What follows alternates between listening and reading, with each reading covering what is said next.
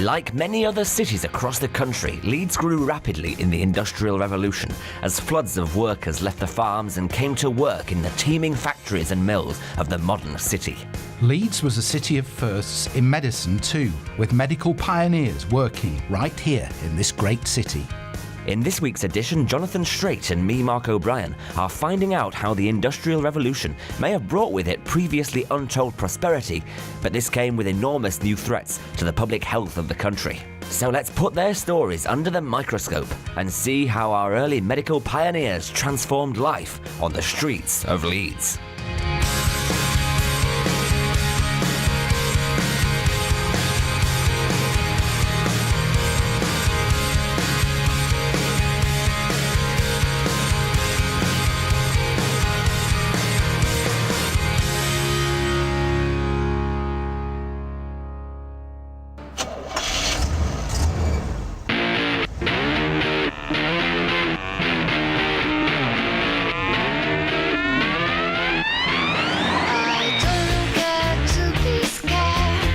On Streets of Leeds, we get in the front seat and head out on the road to go and find out how Leeds has changed and transformed over the centuries, from its roots as a market on a bridge through to its success as a centre of the Industrial Revolution, to its status today as a major British and indeed global city.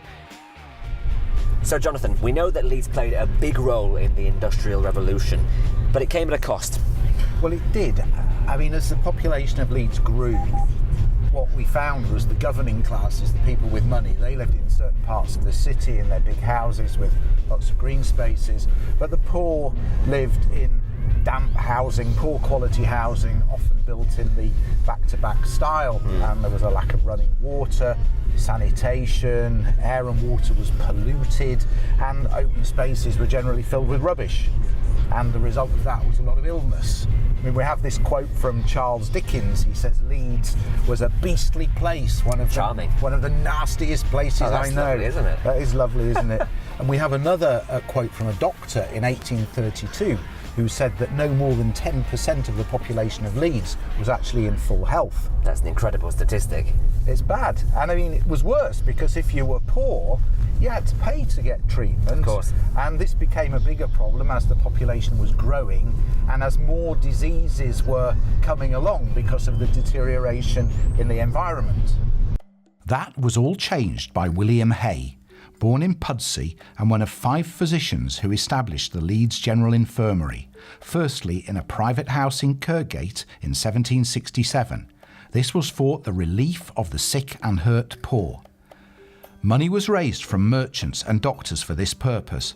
Then more money was raised and a purpose-built facility opened in 1771 with almost continuous expansion to try and keep pace with demand.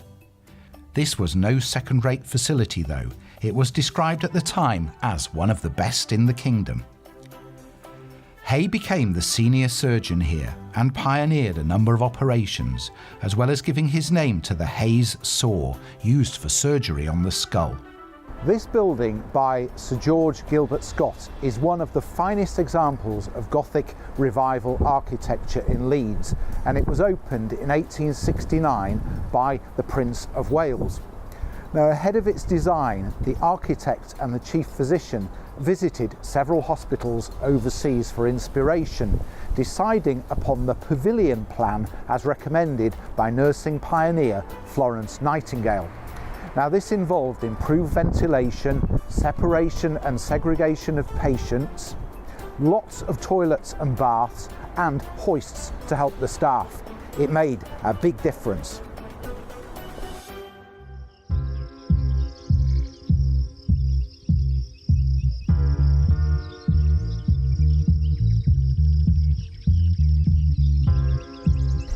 Now, Jonathan, in 19th century Leeds, as you said, there wasn't much in the way of state provision in the same way there is today. There was a big reliance on philanthropy, wasn't there?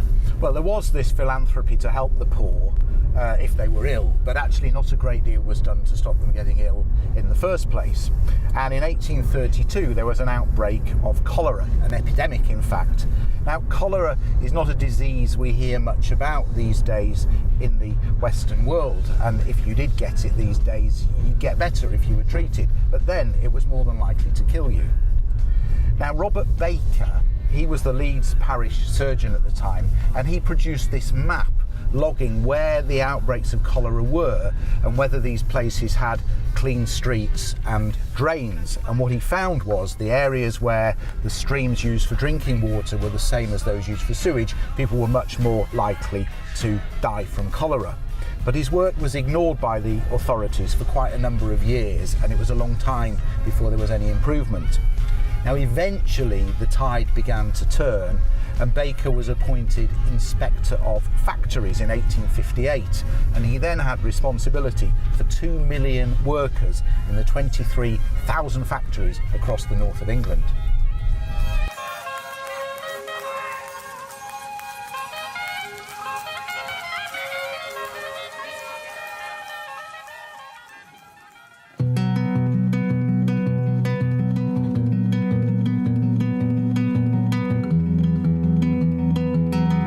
Another campaigner for the health of factory workers was Charles Thackeray. Thackeray was the town surgeon in Leeds. He also became an educator, establishing a school of anatomy in 1826 and the Leeds Medical School in this building in 1831. The medical school has since moved but continues to be part of the University of Leeds to this day. Although he is not well known for his work, his research proved to be an instrumental part of the passing of the Factories Act in 1833. This aimed to address child labour, with under-9s banned from the workplace and under-18s allowed to work no more than 10 hours a day. Still pretty horrendous by modern standards. There had been Factory Acts before, but this one was the first to establish an inspectorate, ensuring that this legislation would actually be enforced.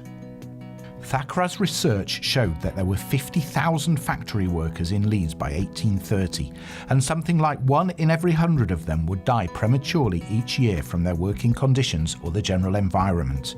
Not great odds. He also published a book detailing the risks of more than 100 trades, along with recommendations for improvements. But sadly, disease cut his own life short. He died of tuberculosis at the age of 38.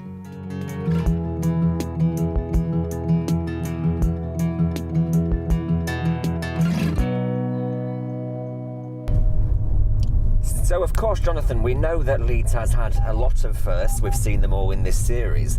But it also had some medical pioneers as well, didn't it? Well, indeed. I mean, let's talk about Sir Berkeley Moynihan. He grew up in Leeds. He entered the Leeds Medical School in 1883, and he was actually a pioneer of abdominal surgery.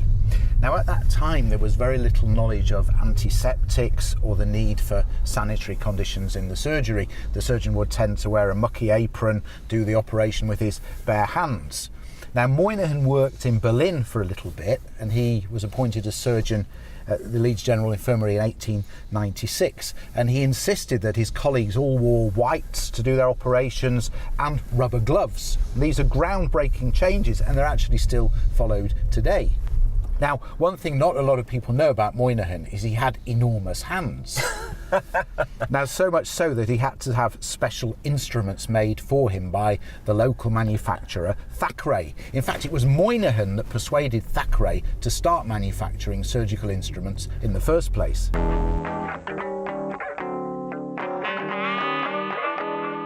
In 2017, the Leeds General Infirmary marked its 250th anniversary, a quarter of a millennium since the institution first began in that private house on Kirkgate, there for the relief of the sick and poor.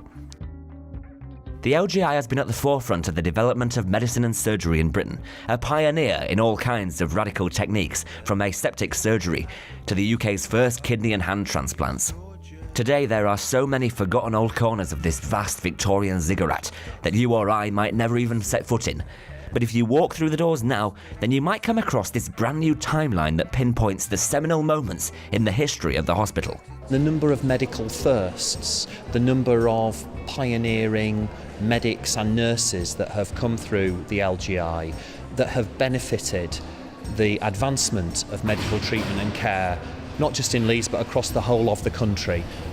right up to the present day, where we're leading the way with things like the UK's first double hand transplant. So that tradition continues, and I think that pioneering spirit of innovation and high quality care continues, but we stand on the shoulders of giants in that regard, and I think that's what makes the LGI special. Join us after the break as Jonathan Straight explores the Thackery Medical Museum, finding out about the harsh realities of daily life in Victorian Leeds. And as I find out how 21st century Leeds has become a major centre in the fight against one of the biggest killers in the Western world.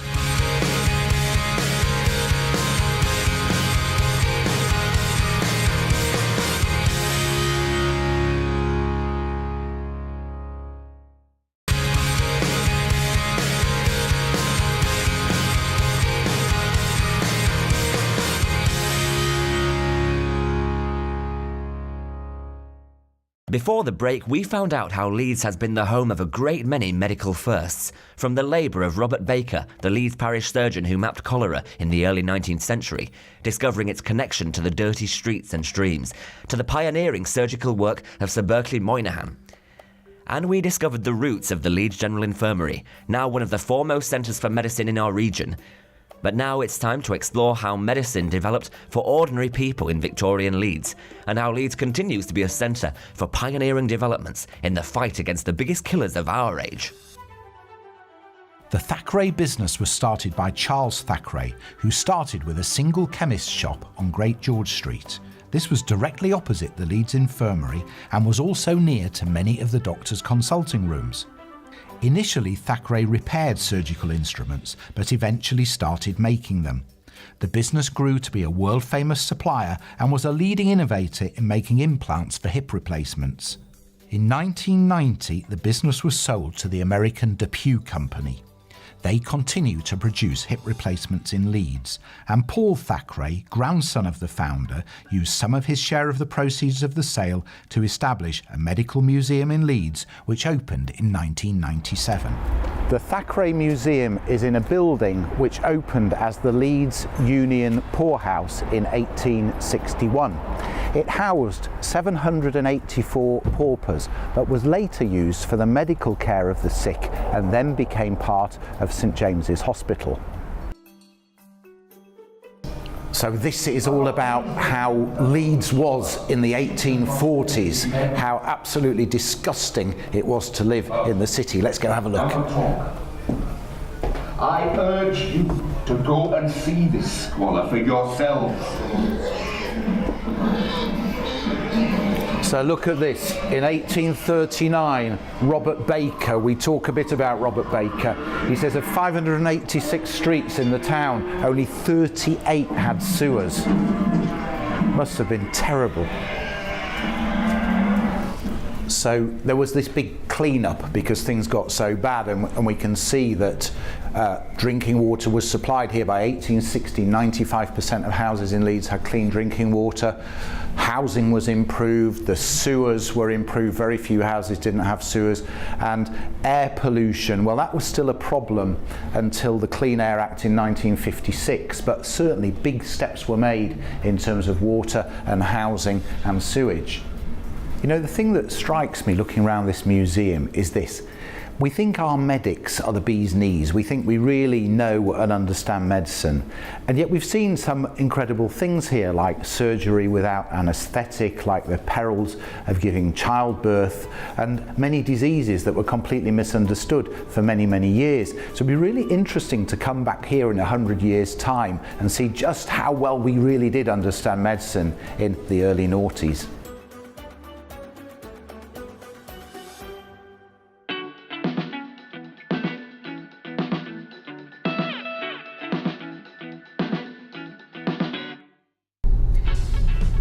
I often wonder what exactly would be the abiding image of Leeds today. Would it be Bridgewater Place, the jewel in the crown of modern-day Leeds? Would it be Ellen Road, elephantine as it is, glowering at visitors that get off the London train when they're coming north? Or would it be the rows upon rows of dark red brick terraces that spread every which direction out of central Leeds? Once upon a time, some of these red bricks were derided as slums. The slums of Leeds had a long history in the city, going back several hundred years. They were squeezed into the nooks at the heart of town before growing out inexorably with the influx of workers from the countryside to the city. There was little in the way of planning to cope with these new arrivals, so as the end of the 19th century approached, it was time for the council to take action. Compulsory slum clearance began as far back as the 1870s, and although an Act of Parliament in the 1900s ruled that back-to-backs had to be replaced, a loophole meant Leeds builders were still putting them up in the 1930s. But even though these slums were often dirty, filthy places with shared outdoor toilets, open drains, uneven flags and cobblestones, they were often very popular. Locals at the time often spoke of their community spirit with all sorts of people brought together, and they'd work really hard to keep them neat and tidy, their own small patch of Leeds.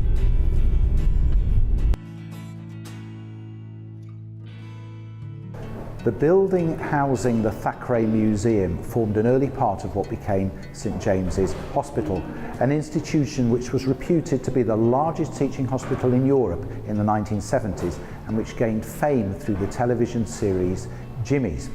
But the first building to open on this site was this one. It was opened as the Moral and Industrial Training School in 1848, and it now forms part of the Lincoln wing of the hospital. The poor and destitute were looked after by funding from wealthier people, and some were housed in so-called houses of correction, which eventually became known as workhouses.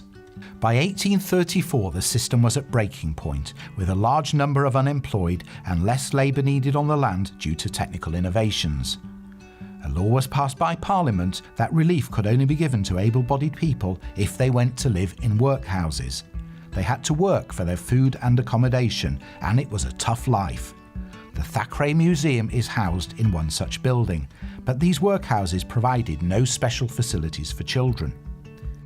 Eventually, these buildings were used for taking care of the impoverished sick, and from 1925 became St James's Hospital, with all the previous stigma long forgotten. While once upon a time it was cholera, now it's another C word that looms over medicine and researchers. Today, it's Leeds scientists who are playing a key role in groundbreaking research into new radiotherapy treatments, taking the fight to cancer. About 40% of patients who are diagnosed with cancer will receive radiotherapy as part of their curative treatment. And although we've seen big advances in radiotherapy technology, we are able to take that to a higher level because the computing and the engineering that goes into getting the best treatments for patients is advancing all the time. I think radiotherapy has dramatically improved over the last 20 years. So we've been able to use CT scans to actually target the radiotherapy treatment planning process, so we can be sure that we're actually treating the right spot. And we can also monitor patients during radiotherapy using a CT scan.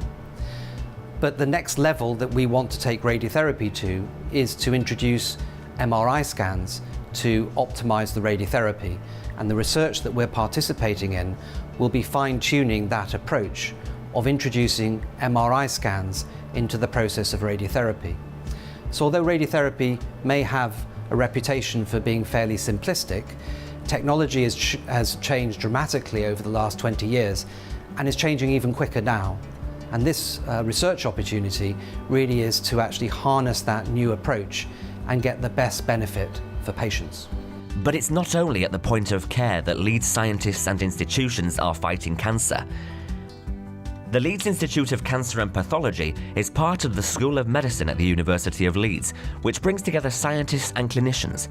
Dr. Georgia Mavria is one of the people leading research into how cancers grow and thrive. Research that will help us to combat cancer and save lives. So the work in our group is focused on understanding how tumors derive the blood vessels. So a cancer is like an organ, it needs blood vessels to grow. And so we want to be able to manipulate the blood vessels, either to deliver agents more effectively or to stop the blood supply and try to kill the tumor. So this is what we do. So we discovered a molecule called DOC4, which plays a very important role in the way the blood vessels grow in the tumor that has metastasized from the breast to the brain.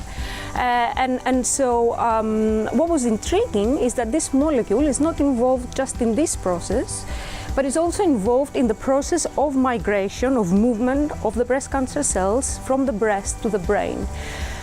So we decided to investigate this further. We brought together a multidisciplinary team, so researchers with different expertise, and put together a proposal to Breast Cancer Now to say what the next steps are going to be into finding ways to understand the role of this protein and see if we can target it in breast cancer patients. So not only did Leeds have a huge impact on the industrial growth of the country, but there were also many people who cared about the adverse effect this was having on public health and who made it their mission to do something about it. And this combination of philanthropic funds and medical innovation ensured that the sick got treated, but also meant that diseases which were once fatal became something that eventually many people would survive. Yes, indeed, and these innovations had a dramatic effect not only on the rest of the country, but on the rest of the world, and they all began right here on the streets of Leeds.